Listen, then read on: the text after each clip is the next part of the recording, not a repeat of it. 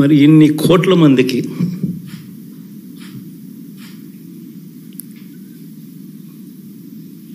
పేదవాడికి తోడుగా ఉంటూ ఆటో డ్రైవర్లు నడుపుకుంటా ఉన్న వాళ్ళు ఆటోలు తోలుకుంటూ టాక్సీలు తోలుకుంటూ ఇబ్బంది పడకూడదని వారికి అండగా ఉంటూ ఓ వాహనమిత్ర, నేతన్నలకు అండగా ఉంటూ ఓ నేతన్న నేస్తం, మత్స్యకారులకు తోడుగా ఉంటూ మత్స్యకార భరోసా, ఫుట్పాత్ మీద చిన్న చిన్న ఇడ్లీ షాపులు పెట్టుకొని నడుపుకుంటూ, చిన్న చిన్న బంకులు పెట్టుకొని నడుపుకుంటూ, చిన్న చిన్న వ్యాపారాలు చేసుకుంటా ఉన్న వీళ్లకు, నా అక్క చెల్లెమ్మలకు, నా అన్నదమ్మలకు మంచి జరగాలని ఆరాటపడుతూ వాళ్ళకు ఒక తోడు, నా రజకులకు, నా నాయి బ్రాహ్మణులకు, నా టైలర్లకు అని అండగా ఉంటూ వారికి ఒక చేదోడు. మరి ఇన్ని లక్షల మందికి ఇంత మంచి చేసి, ఇన్ని కోట్ల మందికి, లక్షలు కూడా కాదు, కోట్ల మందికి మంచి జరిగించి, ఎప్పుడు జరగని విధంగా మేనిఫెస్టో అంటే ఒక చెత్తబుట్టలో పడేసే డాక్యుమెంట్ కాదు. ఒక మేనిఫెస్టో అంటే ఒక బైబిల్ అని, ఒక ఖురాన్ అని, ఒక భగవద్గీత అని మొట్టమొదటి రోజు నుంచి కూడా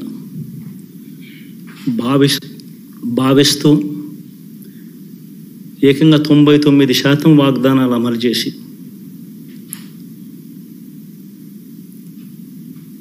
అంతే చిత్తశుద్ధితో ఆ మేనిఫెస్టోను కూడా అక్క చెల్లెమ్మల ఇంట్లోకి తీసుకొని వెళ్ళి చూపించి మీరే టిక్కు పెట్టండి అనే నిబద్ధత గల ప్రభుత్వంగా పనిచేసాం. ఇప్పుడు జరగని విధంగా పిల్లల చదువులు, పేదరికం పోవాలి అని అంటే పిల్లల చదువులకు క్వాలిటీ ఎడ్యుకేషన్ అవసరం అని మొట్టమొదటిసారిగా ఇంగ్లీష్ మీడియంను వ్యతిరేకిస్తున్న వాళ్ళందరూ పెద్దందాలతో యుద్ధం చేసి సైతం పిల్లలకి ఇంగ్లీష్ మీడియం తీసుకొని రావడమే కాకుండా టోఫుల్, ఐబీ లాంటి కళలు కూడా గల్లం. ఆ పేద పిల్లలకు అండగా నిలబడాలని, తోడుగా ఉండాలని, వారి చరిత్రలు మార్చాలని, ఎప్పుడు చూడని విధంగా గ్రామ స్థాయిలోనే సచివాలయ వ్యవస్థ, వాలంటీర్ల వ్యవస్థ తీసుకొచ్చి ప్రతి ఇంటికి సేవలు అందించే కార్యక్రమం చేశాం. వివక్ష లేకుండా, కరప్షన్ లేకుండా దాదాపుగా 2,70,000 కోట్ల రూపాయల పైచిలకు ఇంటి వద్దకి అందించగలిగాం.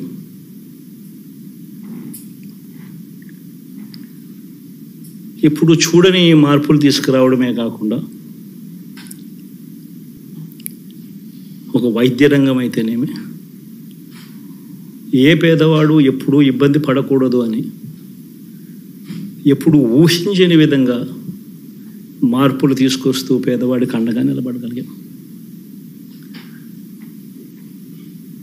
విమెన్ ఎంపవర్మెంట్ అంటే ఇది, మహిళా సాధికారత ఇది అంటే ఇది అని ప్రపంచానికి చాటి చెప్పగలిగాం.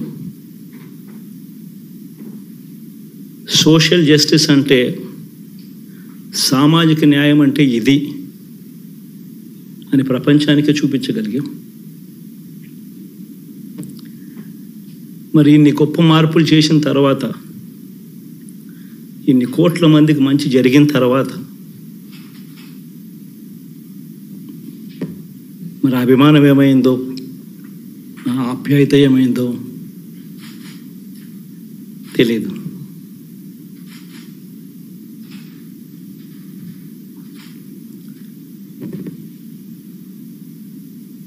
ఎవరో మోసం చేశారు, ఎవరో అన్యాయం చేశారు అని చెప్పి అనొచ్చు, కానీ ఆధారాలు లేవు.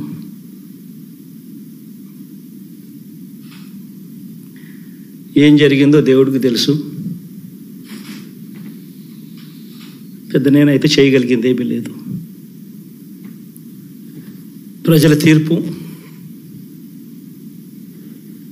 తీసుకుంటాం,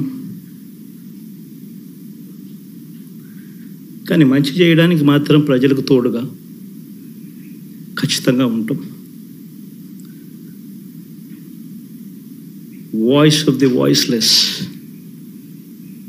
కింద ఈ పార్టీ తాను చేయాల్సిన పని తప్పకుండా చేస్తుంది. పేదవాడికి అండగా ఉండే కార్యక్రమంలో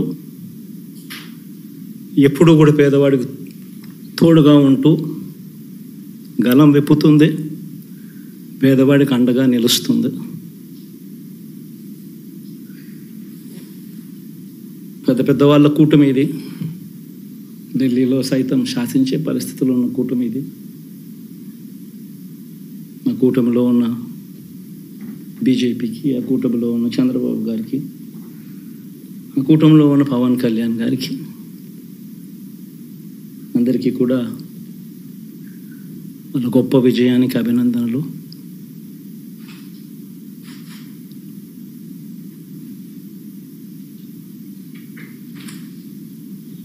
ఓడిపోయినా కూడా నా ప్రతి కష్టంలో కూడా తోడుగా అండగా నిలబడిన నా ప్రతి నాయకుడికి, ప్రతి కార్యకర్తకు, ప్రతి వాలంటీర్కు, ప్రతి ఇంట్లో నుంచి వచ్చిన ప్రతి స్టార్ క్యాంపెయినర్గా నాకు తోడుగా నిలబడిన నా అక్క చెల్లెమ్మలకు, అన్నదమ్ములకు, మీ అందరికీ మనస్ఫూర్తిగా మీ అందరికీ కూడా కృతజ్ఞతలు తెలియజేస్తా ఉన్నాను.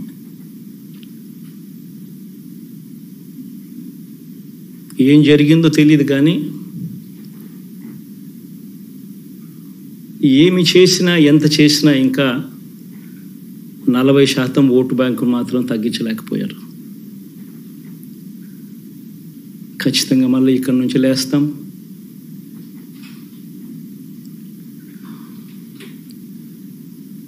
మళ్ళీ ఇక్కడి నుంచి గుండె ధైర్యంతో నిలబడి మళ్ళీ లేస్తాం. ప్రతిపక్షంలో ఉండడం కొత్త కాదు, పోరాటాలు చేయడం అంతకన్నా కొత్త కాదు. నా రాజకీయ జీవితం అంతా కూడా ప్రతిపక్షంలోనే గడిపా, ఈ 5 సంవత్సరాలు తప్ప. పోరాటాలే చేశా, రాజకీయ జీవితంలో ఎవడు చూడని కష్టాలు కూడా అనుభవించా.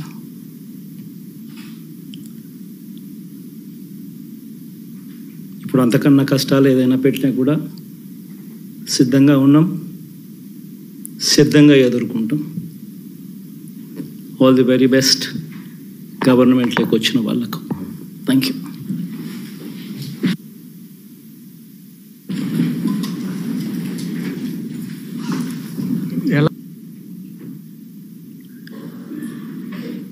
చూసిన ఫలితాలు, జరిగిన